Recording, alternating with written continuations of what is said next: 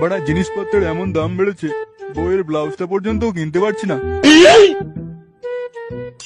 তুই বস, আমি একটু আসি। হ্যাঁ, যে লাভ নেই, আমার পাঞ্জাবিটা কেটে ব্লাউজ বানিয়ে পড়ে আছে এখন।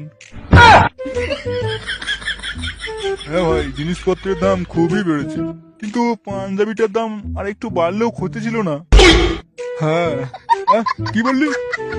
আরে কিছু না, আমাদের এখানে একজন ভালো কাউকে দরকার, বুঝলি, যে ভোটে দাঁড়াবে।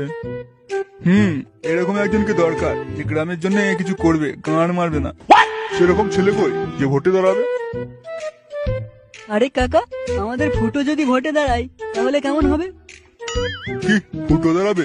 ওর সুরের মতো মুখ দেখে কে ভোট দেবে? হ্যাঁ, কি বলি কানকি ছেলে, মুখ সামনে কথা বলবি। এবার আমার নাম ফুটো, আমার মুখ নয়, এবার কাজ দেখে সবাই।